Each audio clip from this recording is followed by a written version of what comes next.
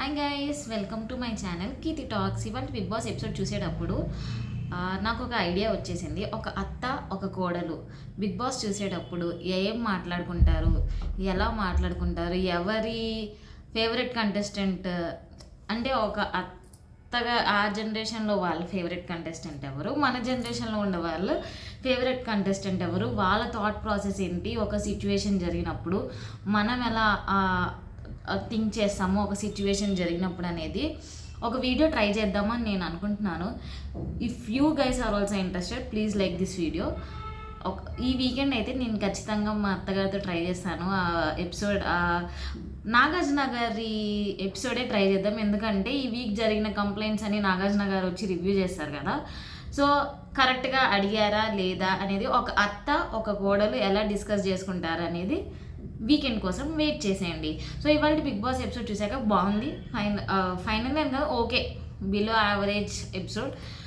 And బర్నీ గారు మారరు, ఆయన సేఫ్ గేమ్ ఆపరు.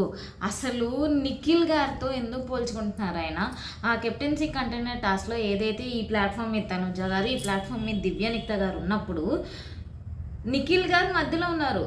ఓకే, అది అసలు ఆయన అసలు బిగ్ బాస్ హౌస్ ఎందుకు వచ్చారో, ఏం ఆడుతున్నారో, ఫిజికల్గా ఆయన ఎంత స్ట్రాంగ్ ఉన్నాడో అంటే కట్అవుట్ చూసి మనకి అర్థమైపోయింది. ఇప్పుడు గౌరవ్ కానీ నిఖిల్ గారిని వచ్చినప్పుడు డిమాన్కి గట్టి ఫైట్ ఇస్తారు అనేది ఎక్స్పెక్ట్ చేశాం. కానీ నాకైతే నిఖిల్ గారి నుంచి అదైతే అనిపించట్లేదు. ఆయన ఏ ఫిజికల్ టాస్క్ ఇప్పటిదాకా వచ్చిన ఫిజికల్ టాస్క్లు ఏవి ఆయన అంత బాగా 100% ఇచ్చి గెలిచేశారు అని నాకైతే అనిపించలేదు. దాని తర్వాత ఆ సాక్స్ టాస్క్ ఓకే, అది బాగుంది. దాని తర్వాత ఇంకేది నాకు అంతగా కిక్ ఎక్కలేదు. డిమాండ్ పవన్ ఎన్ని టాస్క్లు ఆడినా ఎలా బాగుంటుంది అనిపించిందో. Both of them Nikhil and Gaurav same cutout. So Nikhil గారి నుంచి అది ఇంకా ఎక్స్పెక్ట్ చేస్తున్నాము. సేమ్ బర్నీ గారి నుంచి గేమ్ ఎలా ఎక్స్పెక్ట్ చేసినాము, ఆబ్వియస్లీ నిఖిల్ గారి నుంచి కూడా మనం ఎక్స్పెక్ట్ చేసాం. సో నిఖిల్ గారు అండర్ ఎక్స్పెక్టేషన్సే ఉన్నారు.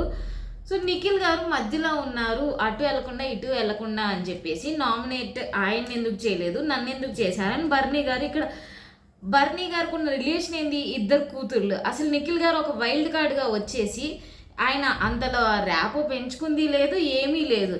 ఇప్పుడు బర్నీ గారు నిఖిల్ని ఎందుకు నామినేట్ చేయలేదంటారు బర్నీ గారు. అసలు అదేమి జస్టిఫికేషన్ లేదు, అదేం కంపారిజన్ నాకు అస్సలు నచ్చలేదు ఫ్రమ్ బర్నీ గారు. అండ్ సుమన్ శెట్టి గారు కూడా దానికి వత్తాసు పలకటం బాగాలేదు. సో ఇవాళ క్లియర్గా బిగ్ బాస్ సుమన్ శెట్టి గానే లేపడానికి లేదా ఏదైనా కంటెంట్ ఇవ్వడానికి ట్రై చేసినట్టున్నారు. ఆ రెబల్ అనేది సుమన్ శెట్టి గారిని ఎందుకు పెట్టారు ఈ బిగ్ బాస్ హౌస్లో? లేకపోతే సీజన్ 9లో కొన్ని సిచ్యువేషన్స్ ఒక థ్రిల్లర్ మూవీ లాగా, లేకపోతే ఒక దృశ్యం సినిమా ఆ రోజే జరిగినట్టు బిహేవ్ చేస్తారు చూసారా, ఒక థ్రిల్లర్ మూవీలా అనిపించేసింది. ఫస్ట్ శ్రీజాని ఎందుకు తీసుకున్నారు, ఎందుకు తెచ్చారు, ఎందుకు పంపించేశారు, ఏవి ఎందుకు లేదు.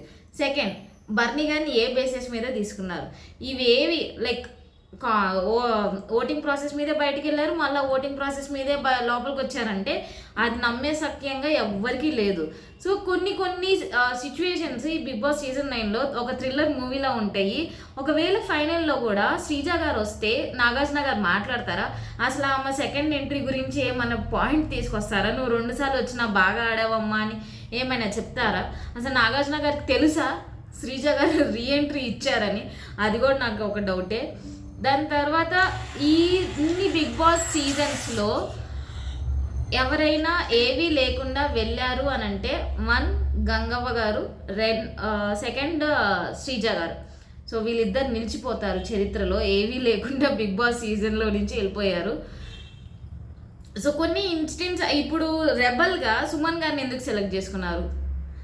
ఈ సుమన్ గారికి అర్థం కాకపోతే దివ్యానిక్త గారిని లైక్ హెల్ప్గా ఇచ్చేసారు సెకండ్ రెబల్ లాగా.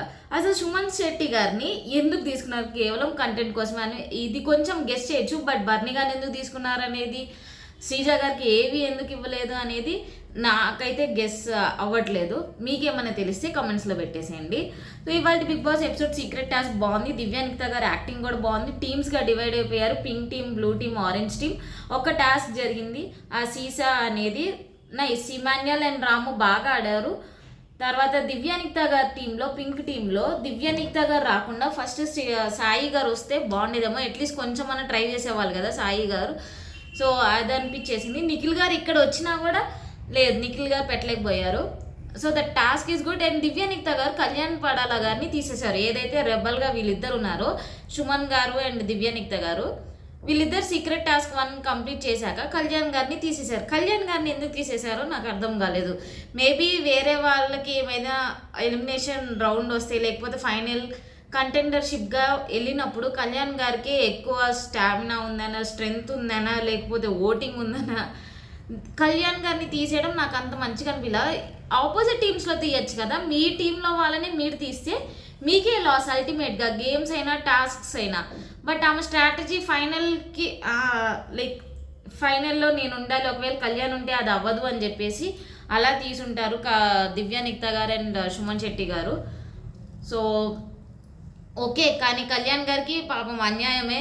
ఫస్ట్ అసలు వితౌట్ ఎనీ టాస్క్ ఆయన బయటికి వెళ్ళిపోవడం, ఆయన దగ్గర నుంచి ఏమీ ఇప్పుడు స్క్రీన్ స్పేస్ అనేది రాదు, గేమ్స్ లేకపోతే మాట్లాడటం అంతలా ఏముండదు, గొడవలు అవ్వటానికి లేదు. ఎందుకంటే రైవలరీ ఉంటే ఆ తనుజ గారితో ఉండాలి, లేకపోతే అసలు ఆ తనుజ గారు ఇమాన్యుయల్ మళ్ళా కలిసిపోవటం ఏందో.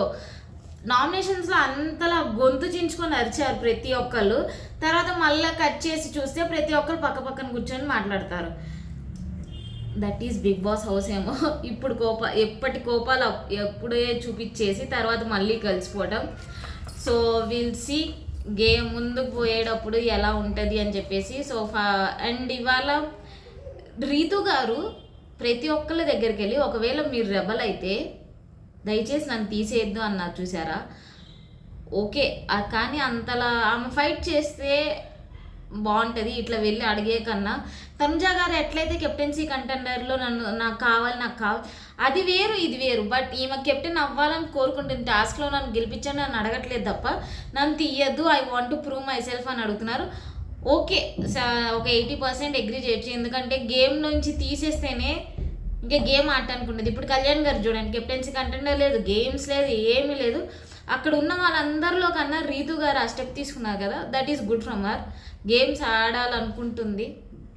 But end of the day ఎవరైనా తీసిన రీతు గారిని బయట జనాలు చూస్తున్నారు. అదే ఆమెకు అర్థం కావాలి, అన్ఫేర్గా ఏం తీస్తున్నారా, ఫేర్గా తీస్తున్నారా అని చెప్పేసి.